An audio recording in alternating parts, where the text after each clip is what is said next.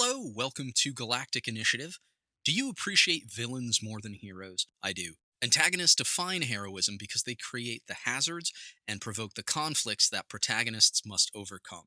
What are heroes without villains to challenge them, to facilitate their growth? Great villains frighten, trick, captivate, infuriate, surprise, or repulse you. Perhaps all of the above. They unapologetically drag you through a range of unexpected and uncomfortable emotions. In short, memorable villains often make memorable stories. So today, David, Sean, and I will talk about our favorite Star Wars villains. For discussion purposes, we considered all films, shows, and books in the new canon. Sean, number one. My favorite villain of all time in Star Wars is Darth Maul.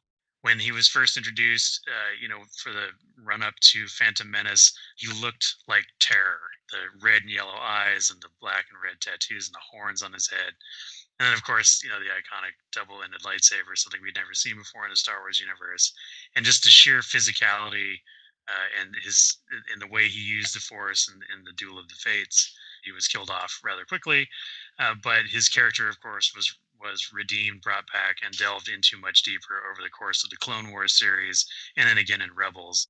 Driven by the rage over being abandoned by Palpatine and being cut in half by Obi-Wan Kenobi, and just the real this the psychotic nature of him over those shows just made him even more menacing. But the real thing, if someone is interested in doing a deep dive into it, is to listen to Dave Filoni discuss the importance of the role that Darth Maul plays in shaping the entire future of the Star Wars universe by killing Qui-Gon Jinn. It's part of the behind the scenes stuff for the Mandalorian. If you have Disney Plus, check it out. But he's just such a iconic character, very pivotal in how the entire Star Wars mythology plays out. David, number one. One of my new favorite villains has got to be Hondo Ohnaka. I've really enjoyed how his character has evolved.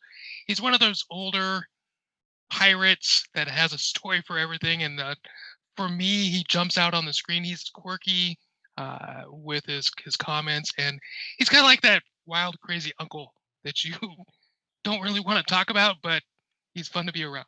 I would say Hondo kind of walks that fence. He basically just works for himself. I mean, he's not for the Empire. He's not for the good guys. He's out for himself. I mean, if you're going to be dealing with the Empire and dealing with a lot of the bad guys, that's kind of where I put him in as a villain. He'll help the good guys if it serves his purpose, but if he has to kill, he has to kill. And anybody that has the ability just to turn on a dime and take somebody out because it serves his purpose is a villain to me. He really reminds me of a gambler. He knows when to hold him. He knows when to fold him. He knows when to walk away, and he definitely knows when to run. Jeff, number one. Darth Vader is my favorite character. The prequels reframed his narrative arc in the original trilogy, but still my favorite. Vader's physical appearance is awesome. Height, armor, iconic. Vader's presence and power are mysterious and compelling. Audible breathing, command of the Force, dark humor. From his introductory scene, the audience understands he will not suffer fools or failures. His terrifying features and actions set the highest possible stakes for Luke and the Rebel Alliance. To defeat Vader, one must be truly heroic. I most appreciate his direct, uncompromising style. No wasted words or energy, results driven. The end justifies the means. Sean, number two. One of my favorite villains in the Star Wars universe is Grand Admiral Thrawn. And one of the things that I really appreciate about him as a villain is that he is not a Force user. He's not one of these, he's not a Sith Lord or whatnot. So his malevolence and his level of evil that comes through from his character is presented in such a way that he relies on his wits and his intelligence. He analyzes his enemies and he studies them, and he's an intellectual villain. He doesn't shout. He doesn't wantonly destroy things. Thrawn is always thinking ahead, and he comes across as almost being unbeatable. He's also something outside of the norm for the Empire because he stands out. I mean, the blue skin, the red eyes, all that stuff. He stands out. The white uniform. The cold, calculating way in which he goes about his business for the Empire. It makes him an awesome villain.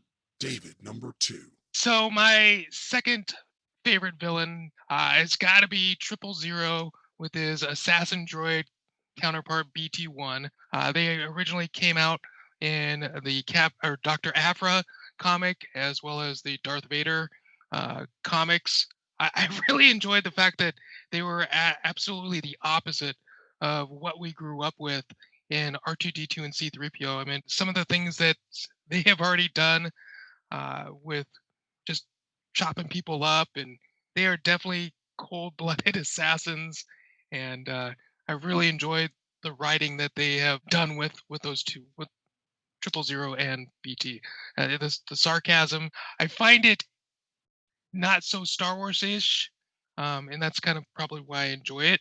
It was a nice change. Jeff, number 2.